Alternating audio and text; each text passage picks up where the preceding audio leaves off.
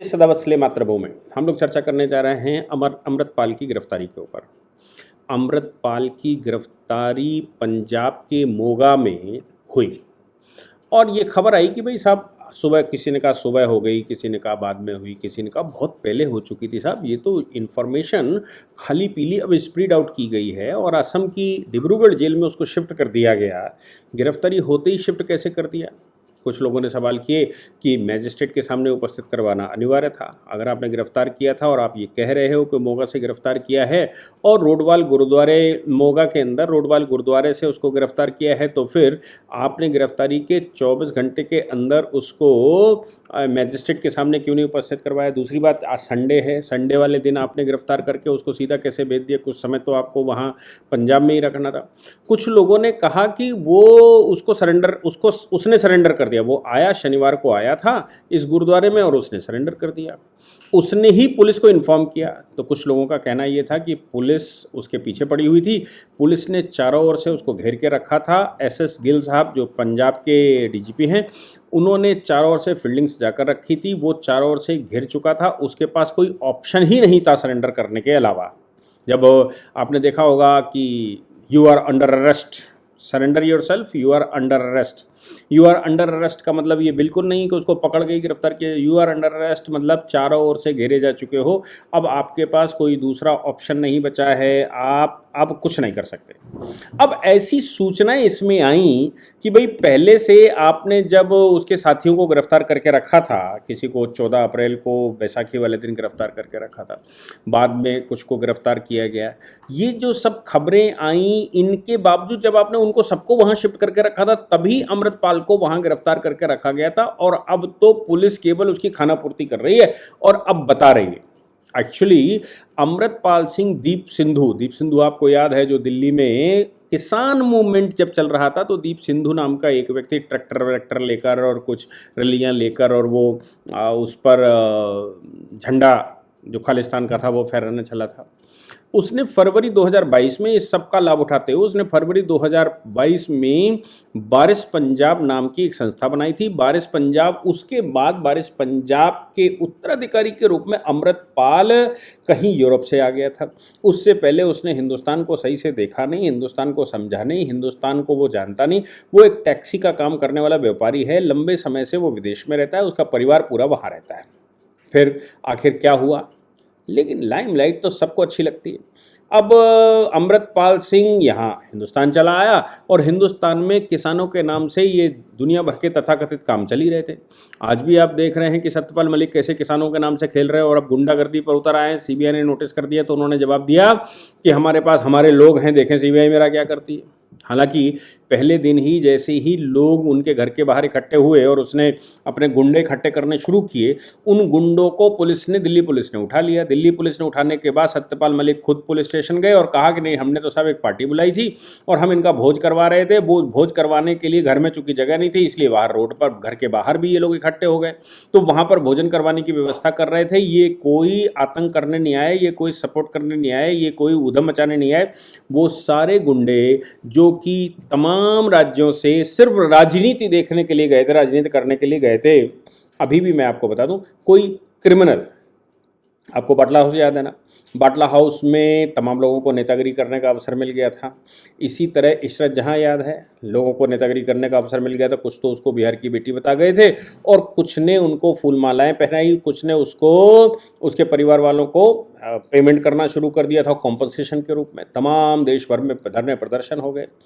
तो इसका मतलब मैं कहना ये चाहता हूँ कि कोई भी चाहे बदनाम व्यक्ति क्यों ना हो, अगर उसका कुछ नाम होता दिखाई पड़ता है तो कुछ लोगों को राजनीति करने का अवसर मिल ही जाता है।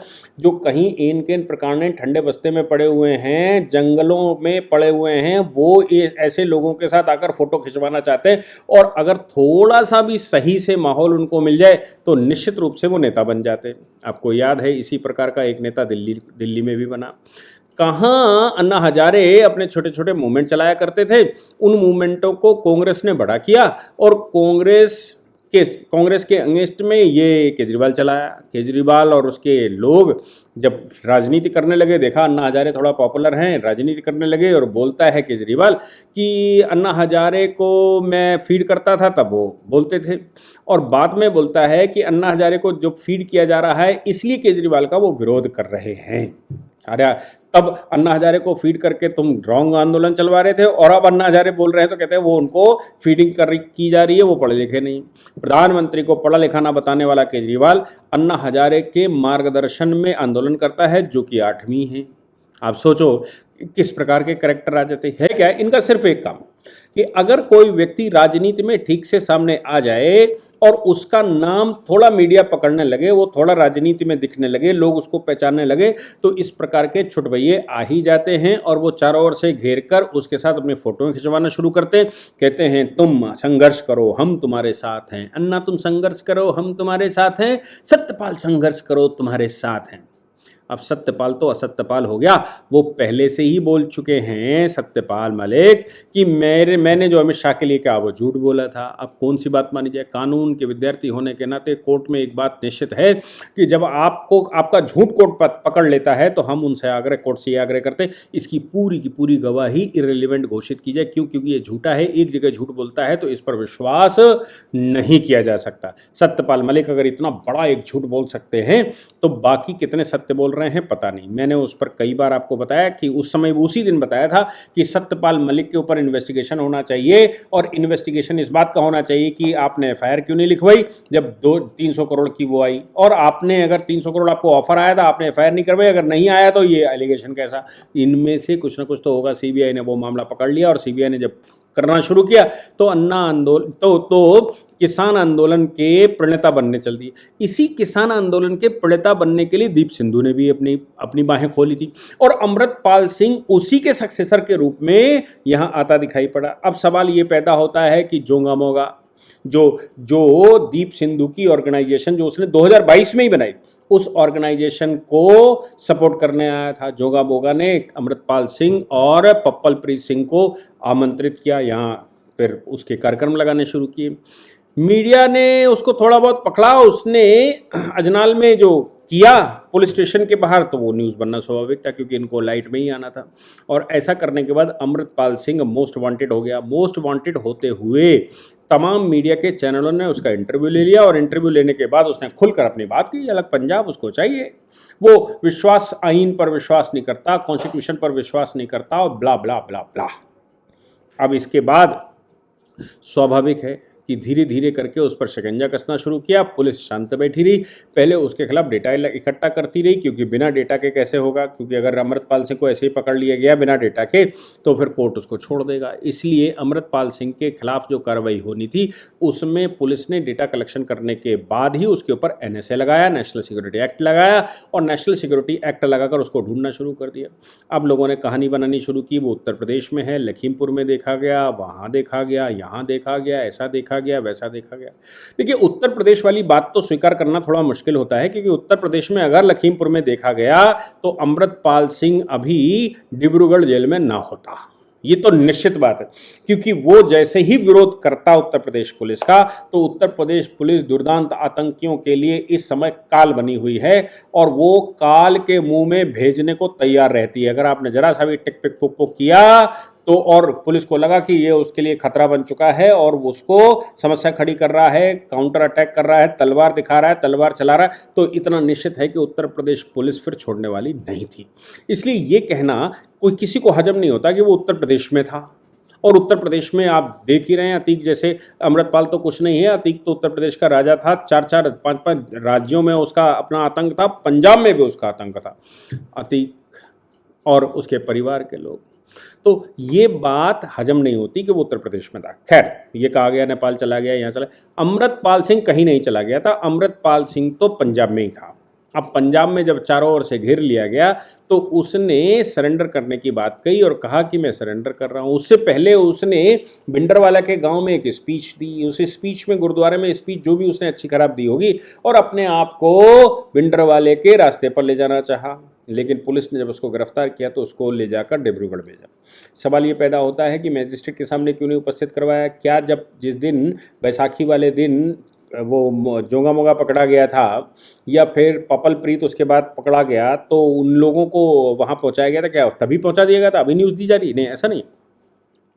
पुलिस जब गिरफ्तार करती है तो अगर सामान्य क्रिमिनल प्रोसीजर कोर्ट में गिरफ्तार करेगी, स्टेट के किसी कानून में गिरफ्तार करेगी, किसी स्पेशल लॉ के तहत गिरफ्तार नहीं करेगी, तो ऐसी परिस्थिति में चीफ जुडिशियल मजिस्ट्रेट के सामने या चीफ मेट्रोपॉलिटन मजिस्ट्रेट के सामने उपस्थित करवाना अनिवार्य होता है। 24 घंटे का टाइम गिरफ्तारी के बाद प्राइमरी इन्वेस्टिगेशन के लिए होता है और 24 घंटे के अंदर उनको उपस्थित करवाना होता है। उसके बाद अगर आपको ले जाना है तो फिर से आपको मैजिस्ट्रेट से अनुमति लेनी पड़ती है, जिसको आप रिमांड कहते हैं, या मैजिस्ट्रेट पुलिस रिमांड दे या फिर जुडिशियल रिमांड दे। पुलिस रिमांड का मतलब है पुलिस अपने साथ ले जाएगी, और जुडिशियल रिमांड का मतलब है कि मैजिस्ट्रेट के सामने आप उससे पूछताछ करिए। अब इनका सबका कहना यह है कि ये इसका मतलब पहले ही सब कुछ हो चुका था। मैं आपको बताऊं कि नेशनल सिक्योरिटी एक्ट में ये 2 व्यवस्थाएं हैं, या आर्टिकल 22 के एक्सेप्शन के रूप में है। आर्टिकल 22 ये कहता है किसी को भी बिना किसी कारण के गिरफ्तार नहीं किया जा सकता, और गिरफ्तार अगर उसको किया गया है तो उसकी कंडीशनें हैं ब्ला ब्ला ब्ला ब्ला ब्ला। यहाँ पर नेशनल सिक्योरिटी एक्ट उसके एक्सेप्शन के रूप में है। नेशनल सिक्योरिटी एक्ट के तहत अगर किसी व्यक्ति को गिरफ्तार किया जाता है तो उसको डिटेन करके रखा जा सकता है, उसको मैजिस्ट्रेट के सामने उपस्थित करवाने की आवश्यकता नहीं है, और उसके डिटेंशन का 24 घंटे का फॉर्मूला लागू नहीं होता। उसको देश के लिए थ्रेट या राज्य के लिए थ्रेट माना जाता है, समाज के लिए वो खतरा माना जाता है, देश की शांति भंग के लिए खतरा, शांति के लिए खतरा माना जाता है। इसलिए ऐसे व्यक्ति को नेशनल सिक्योरिटी एक्ट लगाने के बाद उसको डिटेन किया जा सकता है, और डिटेन करके उसको सीधा जेल भेजा जा सकता है। ना ही उसको मैजिस्ट्रेट के सामने उपस्थित करवाने की कंडीशन होती है, और ना ही बेल लेने की सुविधा होती है। यानी कि जो सामान्यतः चीफ जुडिशियल मैजिस्ट्रेट या डिस्ट्रिक्ट सेशन जज के सामने बेल लगाई जाती है, वो बेलें उसके मामले में लागू नहीं होती। इसीलिए ये कहना कि उसको पहले से डिब्रूगढ़ भेज दिया गया था, इसमें एक बड़ा खेल हुआ है, ये सब मुझे लगता है गलत है। क्योंकि नेशनल सिक्योरिटी एक्ट में गिरफ्तारी हुई थी, इसलिए उसको चीफ जुडिशियल मैजिस्ट्रेट के सामने उपस्थित करवाने की आवश्यकता नहीं है, और ना ही उसको बेल मैजिस्ट्रेट दे सकता है। ऐसी परिस्थिति में अगर अथॉरिटी उसको ये कहती है, चूंकि पंजाब की अथॉरिटी ने उसको आतंकवादी मान लिया है, पंजाब की अथॉरिटी ने उसको एनएसए में गिरफ्तार किया है, और पंजाब की अथॉरिटी उसको पंजाब के लिए खतरा मानती है, तो ऐसी परिस्थिति में उसको बेल नहीं दी जा सकती और न ही मैजिस्ट्रेट के सामने उपस्थित करवाया जा सकता है। नेशनल सिक्योरिटी एक्ट में उसको लंबे समय तक डिटेन करके रखा जा सकता है। अगर इस पर कोई एक्शन होना है तो फिर वो हाई कोर्ट करेगा, और या फिर सुप्रीम कोर्ट करेगा। हाई कोर्ट और सुप्रीम कोर्ट के बगैर छोटे कोर्टों को इस पर अधिकार नहीं होता। एनएसए का अपना कोर्ट होता है, एनएसए के कोर्ट में अगर कोई एक्शन होता है तो बात अलग है, अदरवाइज सामान्यतः ऐसा नहीं होता। दूसरी बात यह है कि पंजाब में अगर उसको रखते तो चारों ओर से उसके जो कुछ 2-4% लोग हैं जो उसको खेलना चाहते हैं, वो जेलों के बाहर भी प्रदर्शन कर डालते हैं। इसलिए ऐसे व्यक्ति को प्रदेश के बाहर किसी ऐसी जगह पर रखा जाता है जहां पर लोगों की अप्रोच थोड़ी कम हो और वहां पर ऊधम न मचाया जा सके, उससे इन्वेस्टिगेशन आसानी से किया जा सके। और इन्वेस्टिगेशन में चूंकि इंटरनेशनल मामले से जुड़ा हुआ है, आईएसआई से जुड़ा हुआ है और तमाम तरह के ग्रुपों से जुड़ा हुआ है जो कि खालिस्तान मूवमेंट को चलाते हैं, इसलिए दूसरे ऐसे प्रदेश में उसको रखना अनिवार्य होता है जहां पर वो गतिविधियों में इंटरवेंशन कोई दूसरा ना कर सके। यही कारण है कि डिब्रूगढ़ की जेल में उसको रखा गया। अब एनएसए के तहत उस पर इन्वेस्टिगेशन किया जाएगा। ये कहना हमारे यहाँ की जो मीडिया है, एक जिसको कम्युनिस्ट मीडिया कहते हैं, कम्युनिस्ट मीडिया ने ये बजाना शुरू कर दिया था कि नहीं साहब उसने तो खुद ही आकर भिंडावाले के गाँव में स्पीच दी, उस स्पीच के बाद गिरफ्तारी करवाई। दूसरी तरफ जिसको लोग गोदी मीडिया कह देते हैं और वो जो राष्ट्र के लिए निष्पक्ष रूप से बात करती है, वो मीडिया, इन सभी मीडियाओं ने अपने अपने हिसाब से इसका इंटरप्रिटेशन किया। हकीकत ये है कि ज़्यादातर मीडिया के ग्रुप्स या पुलिस ये कह रही है कि हमने चारों ओर से intelligence, Punjab intelligence, national intelligence और पंजाब पुलिस ने चारों ओर से उसकी घेराबंदी करके रखी थी, चारों ओर से उसको घेर कर रखा था। सूचना मिलने पर पूरा गांव कवर कर लिया गया था। उसके पास गिरफ्तारी देने के अलावा कोई दूसरा ऑप्शन था ही नहीं। अब वो गिरफ्तारी देने से पहले बिना खून खराबे की गिरफ्तारी अगर देना दे तो फिर वो अपने भक्षण उछण करना चाहता है, कोई समस्या नहीं, उसको गिरफ्तार कर लीजिए, लेकिन शांतिपूर्वक गिरफ्तारी होनी चाहिए। अगर वो उस पर कुछ रिटेलिएशन करता, उस पर कुछ एक्शन करता, तो फिर उसका इनकाउंटर भी किया जा सकता था या इनकाउंटर भी हो सकता था। इसलिए इनकाउंटर और देश का माहौल कुछ ऐसा है कि ऐसे लोग अगर विरोध करते हैं गिरफ्तारी का तो इनकाउंटर करना कोई बहुत मुश्किल काम नहीं है। इसलिए उसको ये लगा कि अगर इनकाउंटर हो जाए उससे अच्छा है गिरफ्तारी दे दो, कुछ दिन वहाँ रहेंगे तो देखेंगे क्या है। मुझे लगता है कि लोगों के भ्रम मेरे इस वक्तव्य के बाद क्लियर हुए होंगे। आप सभी को अमृतपाल की गिरफ्तारी की शुभकामनाएं। जय हिंद, जय भारत, वंदे मातरम।